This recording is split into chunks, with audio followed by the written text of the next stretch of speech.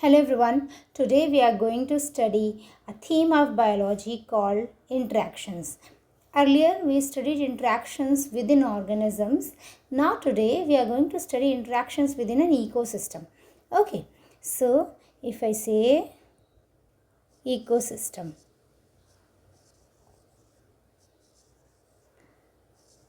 it is made up of living organisms plus non-living organisms. So biotic components plus abiotic components with which the organisms interact. That is the physical environment with which they interact. For example, air, soil, so atmosphere, soil, water.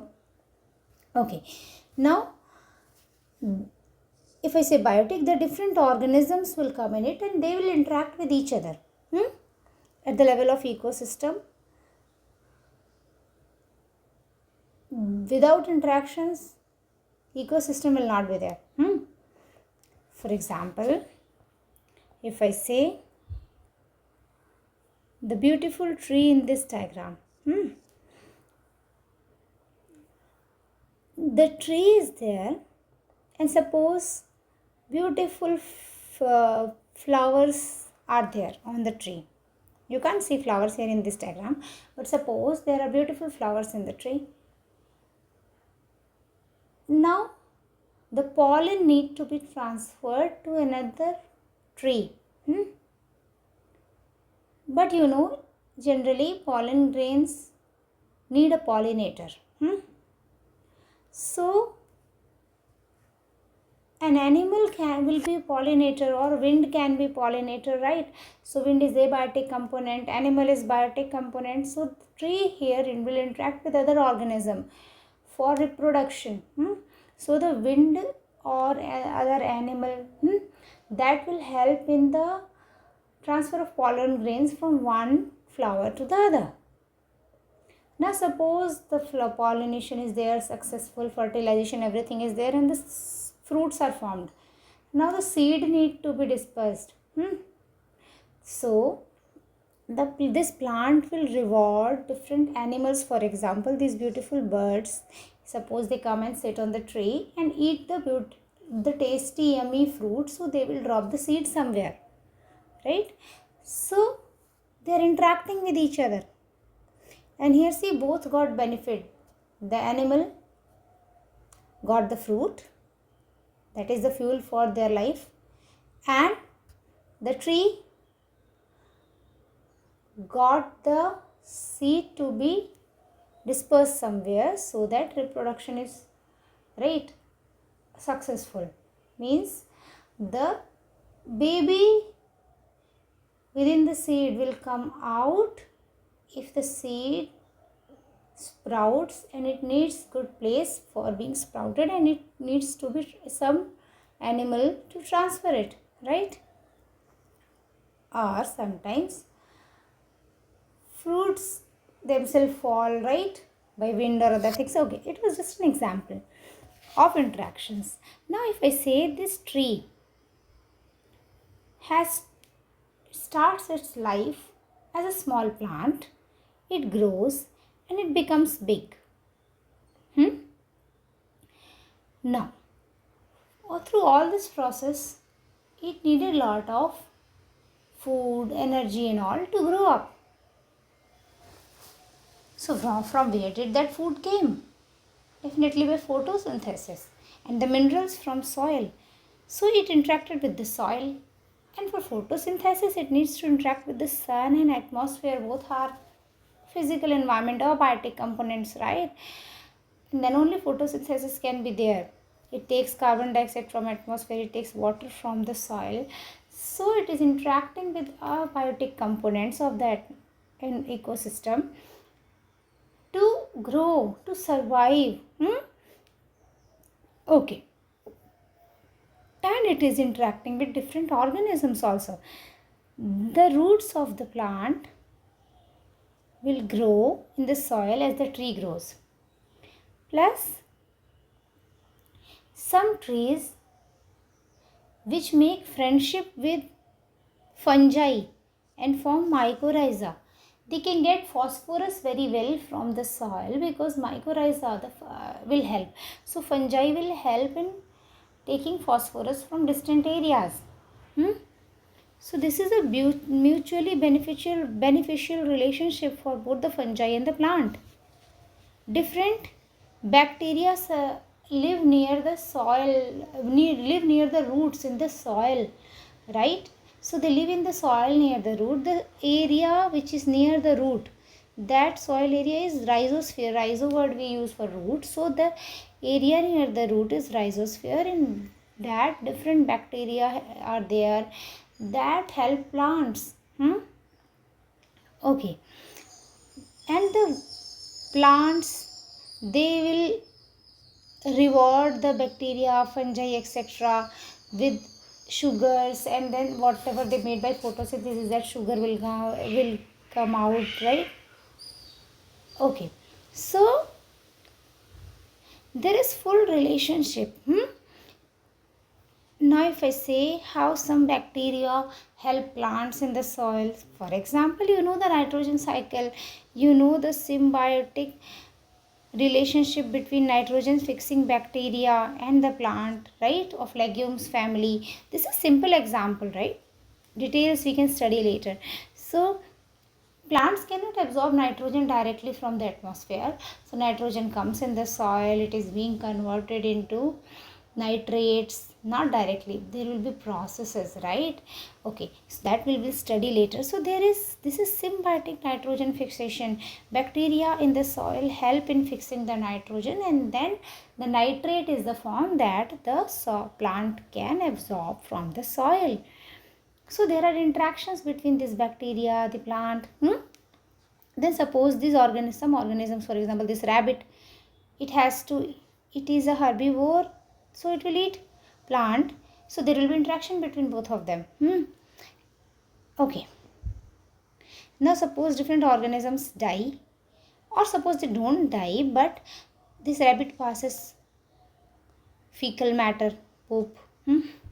The plant, from the plant, leaves fall off, some branches fall off, suppose, right? Or suppose one tree fall down or being cut by someone, right? Anyways, the leaf litter, etc. So all of them will be decomposed by decomposing organisms. And these decomposer, whether bacteria or fungi, they will finally make the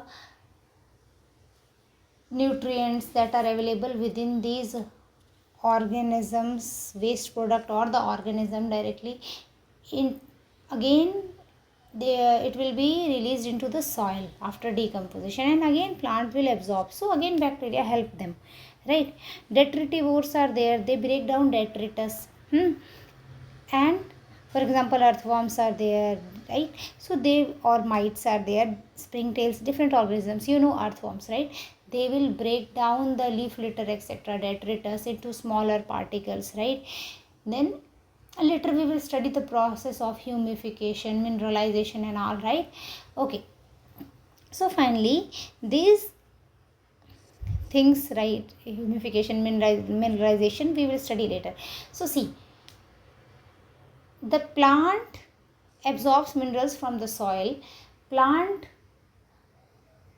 product is eaten by the animal passes waste product from plant, also waste product, or leaf litter. A plant will not do potty, right? So leaf, fallen leaf, etc., flowers, etc., so they will be decomposed and the nutrients in them will be reverted back to the soil, and that will be again taken up by the plants. So all this was interactions within the ecosystem. This was just an example, right? Okay. Now if I say, the interactions can be of different kinds. For example, there can be competition between different species. For example, for the same space, two animals are fighting, or for the or within the soil in the same area, there is competition between two species and soil resources that are in short supply. So no, organism got benefit.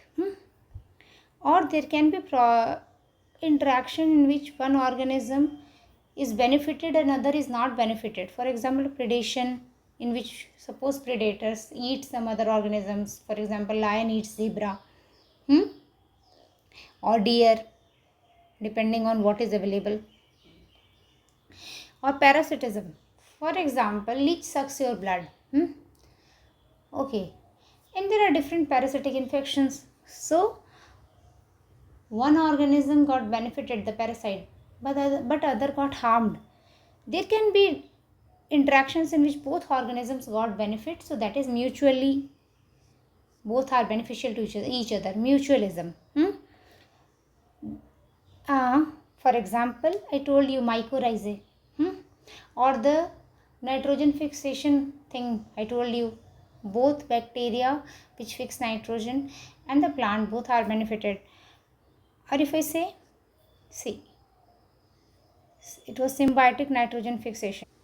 So if I say what the bacteria got from the plant, the bacteria got food prepared by photosynthesis from the plant, and what the plant got, the conversion of nitrogen, and then plant absorb the nitrogen.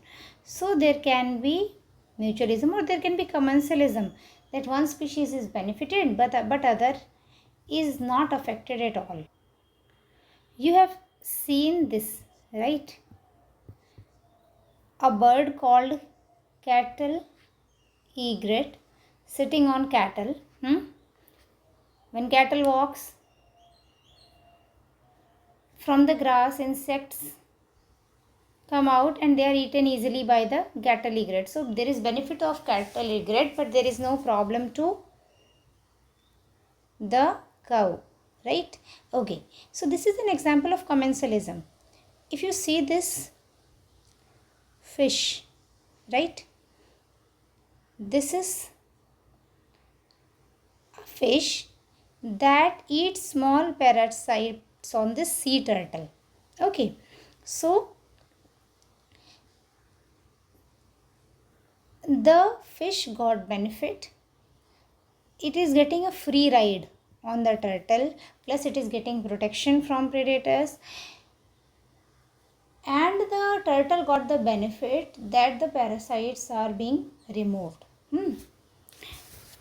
Somewhere some people say that this relationship is mutualism because both got benefited. Somewhere people say that this is commensalism because turtle is not much affected by the parasites.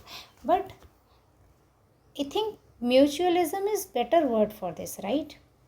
Okay, we will discuss this in more detail if it becomes more clear, right? Okay, so this is a cleaner fish on the back of the turtle. Okay, or this fish is actually remora. Okay, anyways, so you can see different types of interactions exist within an ecosystem, within the organisms of the ecosystem, and between the organism and the environment in which it lives. Okay, now you know that the organism can affect the environment. You know, soil formation, pedogenesis, pedo word is used for soil, right? Pedogenesis, I think you have studied in smaller classes. So how is soil formed? There is an example in which biological weathering of rocks is there. You know the weathering of rocks, right? Okay, one method is that when the plants grow, see, their roots penetrate deep into the cracks of the rocks, and then that break the rocks apart, and that helps in weathering, that helps in the formation of soil. Okay, one, you can see this beautiful picture. Top one is soil, but lower layers are rock, and they will be turned into soil in future by the weathering. Okay, here you can see on a bare rock, if I say on bare rock, lichens and mosses can be there. I say, what is this? This is a moss. If I say, what is this? This is a lichen. And they are the pioneer organisms that help in forming soil on a bare rock. They secrete acids that dissolve the rock, and with time soil formation will be there. In fact, it's not just this. See, with time small grasses and shrubs will come, their small roots will be there. Finally, big trees will come when the habitat is according to them, right? And then they will further break up the rock, and they will further help in the formation of soil. Not even root, not just roots. See, there are burrowing animals. For example, this mole, they make burrow in the soil. They also separate the rocks and all. They also help in soil formation. Then there are different bacteria and fungi in the soil. They secrete different acids, different decomposers, they secrete different chemicals, so that also help in dissolving the rock. So there are multiple processes. These organisms are there. These living organisms also help in the formation of soil. So the organisms also affect the environment. You know, global warming. Okay, one more thing. A big topic that we can study: global warming. You know, the temperature has increased a lot. It has increased by about 1 degree centigrade, the average temperature of the planet, right? Since 1900.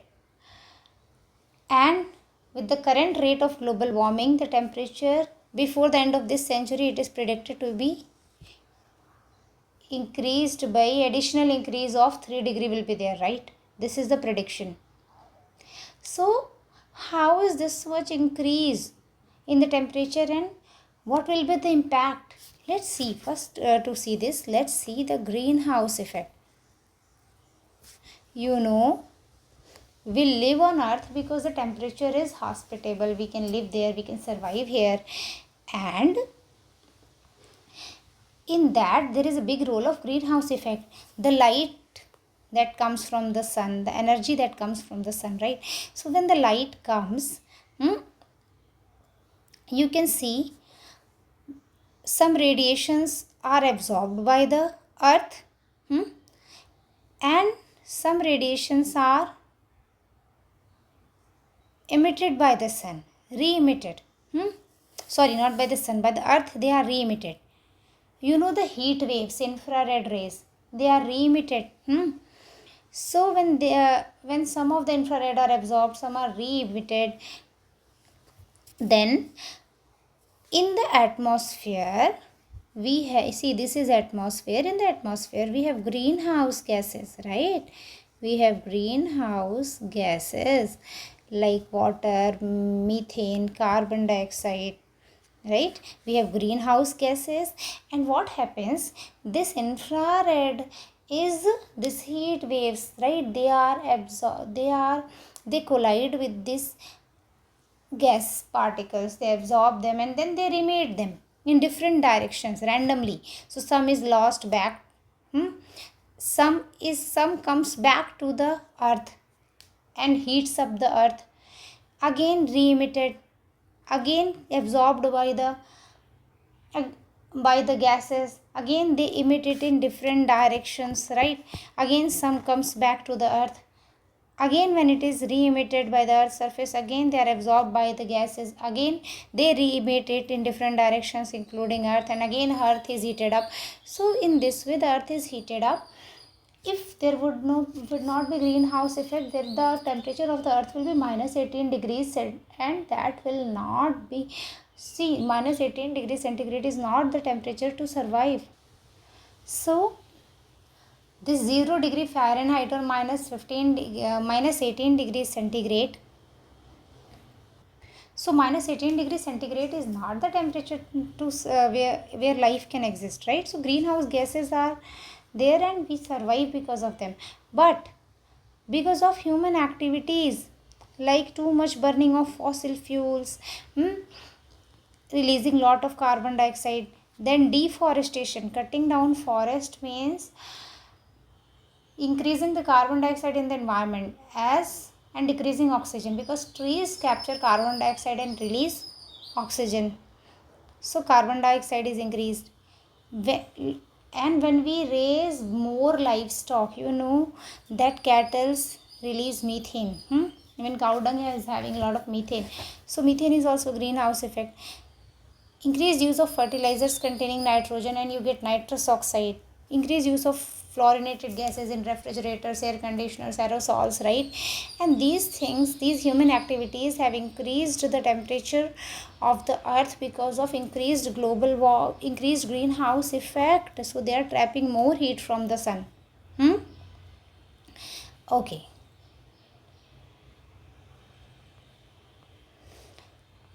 You can see burning coal, oil, gas and all these things, right? Okay, so what are the impacts of this climate change? See, there are many impacts. There will be changes in the pattern of rain and snow. So there will be changes in precipitation. How much rainfall is there, snowfall is there. There will be changes in the pattern of wind, right? Okay, there will be more storms, changing rain and snow pattern. The temperature is not good for living, so many animals which can migrate, for example some birds, they will migrate, but the animals which cannot migrate, many of them will die and undergo extinction. So there will be extinction of life. For example, if I say this polar bear, this is not extinct right now, but there is a danger that it will extinct because the polar ice. See, these are the platforms on which they are there and they hunt the organisms, for example seal from the water. Now this ice is melting, so how will these organisms survive? They are on the verge of extinctions. Like this, many organisms will go extinct, right? If I say this, the ice will melt, polar ice caps will melt, the ice will melt, so all that ice will finally reach the sea, and in the sea level will rise, so coastal areas will be in danger. And because of global warming, the water in the sea will also expand, that will also lead to rise in sea level. Then because of the increased temperature, this that full coral ecosystem will be damaged, right? There is risk for the extinction of the ecosystem within this coral, right? Oceans are becoming warmer, there will be more droughts and wildfires, right? More heat waves will be there. Snow, ice, all these things are melting. See, one more thing, permafrost. If some soil of some land that is frozen for more than 2 years, 2 decades, so not 2 decades, 2 years. So if I say some soil is consecutively for 2 consecutive years, the soil is frozen, we say permafrost. And there are many areas, for example Siberia, Greenland, Alaska. See, there permafrost is there, and because of global warming and climate change, that permafrost is melting. When the ice will melt there, the decomposers will become active, the bacteria will become active, and whatever organic matter is there in that soil, that will also be broken down. And when decomposition is there, carbon dioxide is released, so a lot of carbon dioxide will escape into the environment, further causing the global warming. Carbon dioxide is a greenhouse gas. Okay, so many things are going to happen because of the global warming. Now here you can see the lizard